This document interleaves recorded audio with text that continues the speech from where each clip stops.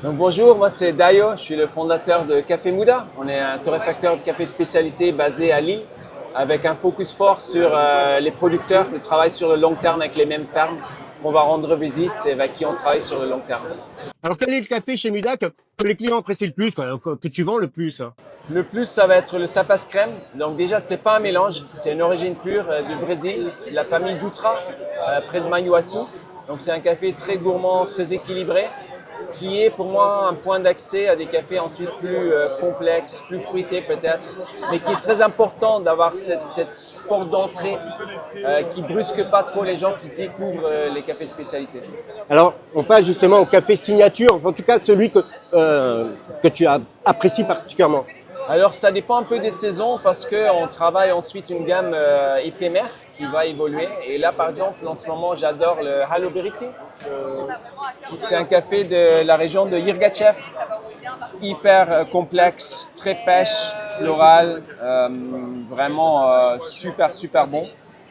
Après il y a un deuxième café que j'adore en ce moment, c'est Oscar Hernandez, c'est un wouch wouch comme variété qui a eu un choc thermique avant le dépulpage et un process de laver classique ensuite et qui donne des notes vraiment très litchi, citronnelles, vraiment super étonnantes sans qu'il n'y ait rien rajouté.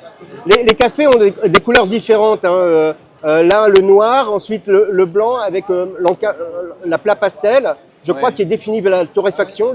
Alors, on a trois gammes de café. On a une première gamme comme le Sapas Crème et le Tropicawa. C'est notre gamme permanente qu'on a toute l'année, mais ça reste des origines pures. Ensuite, on a une gamme éphémère où on voit ces genres de couleurs. Et là, en effet, la couleur est définie par le degré de torréfaction. Donc, espresso et filtre, au filtre. Et ensuite, on a une gamme grand cru, les sachets noirs, des cafés qui ont un score de 88 plus. Où là, pareil, on sera en 150 grammes. Exactement. D'accord. Et dans toutes ces origines, on a parlé un peu café signature que tu mets bien, donc les cafés éphémères. Il y a un pays qui te parle particulièrement? Je pense à la fois le Brésil parce que j'ai vécu et j'ai découvert qu'il y a des profils très différents. On l'associe souvent à des choses très chocolatées, très ronds, comme notre Sapas Crème, mais ils ont aussi des cafés très fruités, épicés, acidulés, de la région d'Espírito Santo. On a une ferme à Sitio Cordilleras, on l'a pas en ce moment, il est dans le bateau, mais donc j'adore leur café. Et après l'Éthiopie, je pense, par ses racines, son terroir exceptionnel, le café qui pousse à l'ombre sous les arbres. C'est juste magnifique, aussi toute la culture autour, tous les rituels, la torréfaction sur place, comment ils consomment, je trouve ça génial. C'est magique là-bas. Question un peu complexe, comment tu définis la torréfaction du café Muda? Alors nous, on a 3 degrés de torréfaction. D'une manière générale, on cherche à avoir des cafés faciles à extraire. Donc que nos clients, avec des équipements qu'ils ont accessibles, ils puissent avoir un bon rendu en tasse. Donc on a nos torréfactions filtres qui sont des torréfactions claires, mais quand même suffisamment solubles pour avoir de la facilité d'extraction.